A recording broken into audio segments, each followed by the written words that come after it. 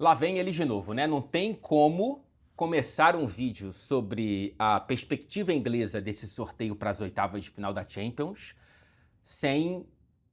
Cara, era óbvio que Manchester City e Real Madrid se encontrariam mais uma vez. É um jogo tão bom e tão grande e tão cheio de histórias que é até uma sensação esquisita que isso tudo fique um pouco diluído, ou na verdade muito diluído, naquela sensação que eu acho que está em cada um de nós de caramba, mais uma vez, cara, não é possível. Porque assim, tentando ser, olhar para o copo meio cheio aqui, tá? Porque eu também me sinto um pouco assim, caramba, não é possível, mais uma vez. A gente vai sentir saudade desse confronto. Porque olha só, cara, olha quantos personagens, olha quanta história. Pep Guardiola, né, um torcedor do Barcelona, um campeoníssimo com o Barcelona reencontrando o Real Madrid. Aliás, é o técnico adversário que tem mais vitórias na história do Santiago Bernabéu, por exemplo. É o Haaland, é o Vinícius Júnior, é o Mbappé. São tantos jogadores. O Rodrigo, né, o pai do Manchester City na Liga dos Campeões, reencontrando o filho. Tem muita coisa saborosa pra gente aproveitar, fora os novos personagens que vão se juntando a essa história em curso. E é uma história que realmente fica muito repetitiva de fato, né? Pela primeira vez na história da Liga dos Campeões, o mesmo confronto se repete 5 temporadas consecutivas no mata-mata. São 6 nas últimas 7 temporadas. E se você for mais atrás, tem mais confrontos na última década, nos últimos 15 anos de Liga dos Campeões entre Manchester City e Real Madrid. É um privilégio o que a gente está vendo, mas é claro que poderia ter um pouquinho mais de espaçamento, né? Inclusive já tivemos um nessa fase de Liga com vitória do Manchester City no Bernabéu. Eu coloco o Manchester City como favorito, por mais que não seja aquele Manchester City que a gente fica na memória e tentando buscar para reencontrar. É um Manchester City muito menos instável do que na temporada passada, e eu não sei se dá para falar a mesma coisa do Real Madrid não, tá? Eu vejo um Real Madrid muito vulnerável, então, por mais que sejam duas defesas, né, que fiquem à mercê de chuvas e trovoadas, eu penso que o Manchester City hoje tem mais ferramentas para passar por esse Real Madrid, ainda mais decidindo em Manchester, mas evidentemente num confronto desse tamanho, de mata-mata, é muito difícil você colocar um favoritismo muito pesado para um lado, mas eu coloco um favoritismo considerável para o lado do Manchester City, tá? Não é o único reencontro que a gente vai ter, são vários ingleses, então senta que lá vem a história, claro. E são várias histórias aqui, com também figurinhas repetidas dessa temporada da Liga dos Campeões, por exemplo, o Newcastle e o Barcelona, né? O Barcelona vence em Newcastle na rodada de abertura, se não me engano, da fase de Liga dessa temporada. É um confronto realmente muito complicado, talvez grande demais para o Newcastle, ainda que eu consiga ver o Newcastle oferecendo perigos relevantes e bastante razoáveis para a linha alta do Hansi Flick. O ataque do Barcelona, se tiver com o pessoal à disposição, que a gente sabe, né, do time ideal, eu acho muito difícil, ainda mais decidindo no Camp Nou, que o Barcelona não leve essa vaga. Acho que ficou grande demais. Para o Newcastle seria melhor pegar o Chelsea, que seria um jogo mais mundano, um jogo que ele está acostumado, um jogo de Premier League e tudo mais, então pegar o Barcelona, por mais que o Joelinton tenha dito pra gente que gostaria de pegar mais o Barcelona pelo fato de nunca ter atuado no Camp Nou, e ele deve atuar, quem não vai atuar será o Bruno Guimarães, e é um desfalque muito pesado para esse Newcastle. Machucado, fora da data FIFA, fora, evidentemente, desses jogos de oitavas da Liga dos Campeões, um favoritismo relevante aí para o Barcelona, colocaria na casa de 70-30, tá? Não que seja goleada lá, goleada aqui, acho que, mais uma vez, o Newcastle vai oferecer perigo, porém, é uma temporada muito aquém desse Newcastle do Eddie Howe, e o Barcelona é um dos candidatos à Liga dos Campeões, ainda que tenha que resolver os próprios problemas defensivos. Não acho que será nessa eliminatória que eles serão expostos na atual conjuntura, né? Outro reencontro, Liverpool e Galatasaray. O Liverpool vai voltar à eterna cidade de Istambul, que está tatuada na história da Liga dos Campeões e, evidentemente, do Liverpool, né, daquela final de 2005.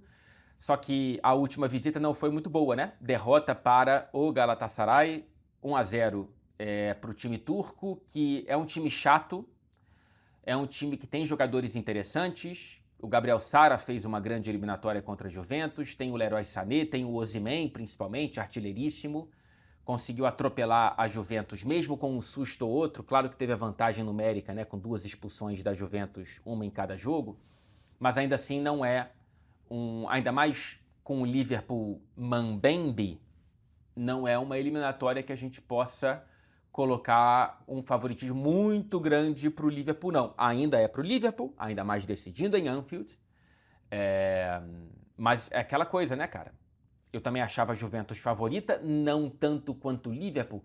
Eu colocaria 55 e 45 para a Juventus, eu coloco 60 40 para o Liverpool. Cara, é um inferno jogar lá, tá?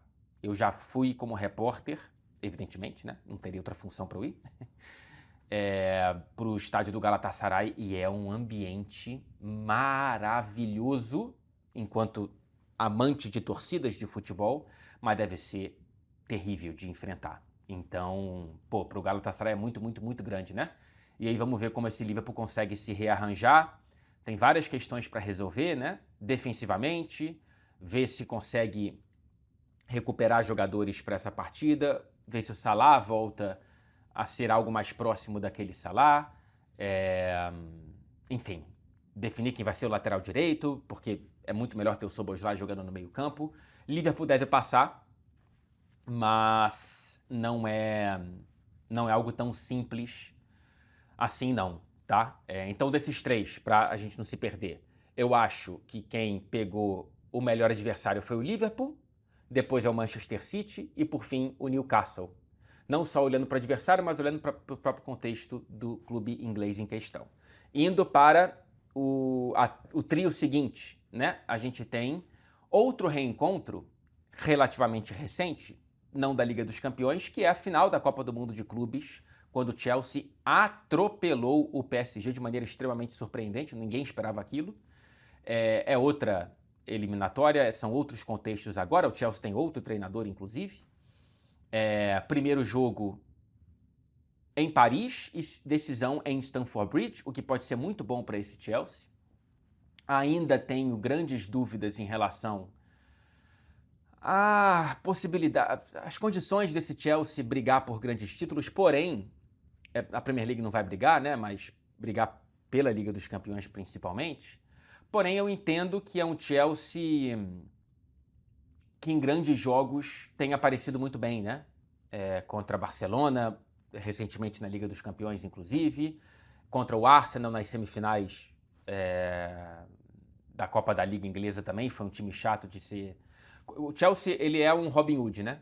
Nessa temporada, inclusive na Premier League.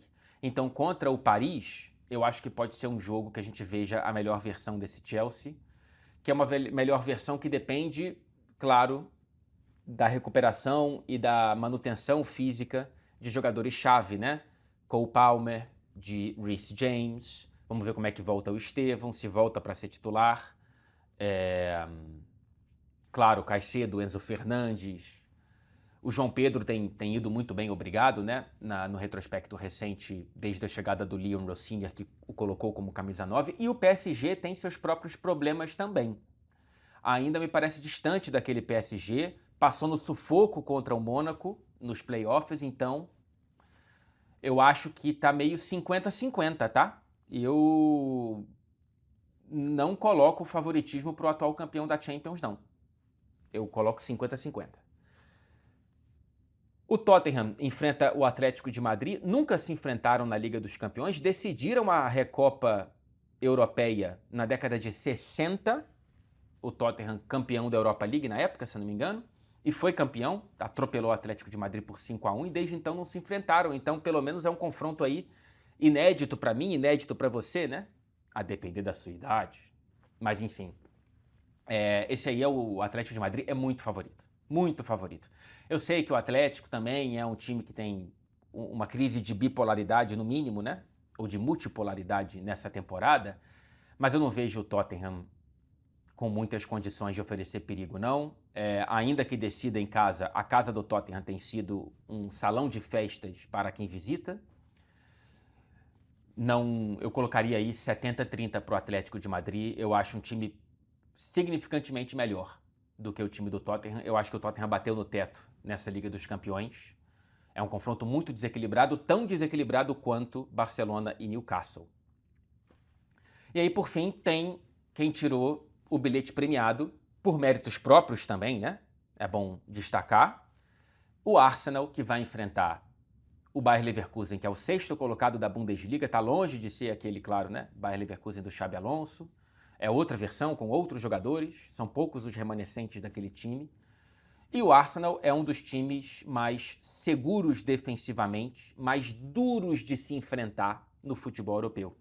O Arsenal segue sendo um dos grandes candidatos, se não o grande candidato para esse título da Champions, tá? É claro que está muito longe, porém, o Arsenal não só pegou um adversário bastante acessível, como pegou um quadradinho na chave muito bom, em teoria. Porque passando do Leverkusen, enfrenta o vencedor de Bodo, Glimt e Sporting. Então, assim, vamos lá. Em teoria, o Arsenal está com o pé nas semifinais. Está com o pé de repetir a campanha da temporada passada. E aí, do outro lado, pode cair o vencedor do que, para mim, seria o clássico espanhol entre Barcelona e Atlético de Madrid. Aí, beleza, é uma semifinal difícil, qualquer um que seja, especialmente, claro, o Barcelona, né? Mas esse Arsenal, ele está com o pé nas semifinais. É futebol, etc e tal, beleza, mas a gente está aqui também para ficar, né, oferecendo projeções que me parece... Essa aqui, então, me parece até razoavelmente conservadora, não estou falando nenhuma loucura aqui, não estou sendo arrogante e tudo mais. É claro que dentro do Arsenal não pode pensar assim, mas a gente projeta isso. Então, eu acho, vamos lá, para não ficar em cima do muro, né? Passa o Arsenal, passa o Atlético de Madrid, passa o Barcelona, passa o Manchester City, passa o Liverpool e eu acho que passa o Chelsea. Eu acho que passa o Chelsea. Então temos Chelsea, Liverpool, Manchester City e Arsenal. 4 ingleses nas minhas projeções, passando para as quartas de final da Liga dos Campeões e ficam pelo caminho outros 2, né? O Tottenham e o Newcastle. E para vocêzinho? E para vocêzinha? Comenta aqui, por favor.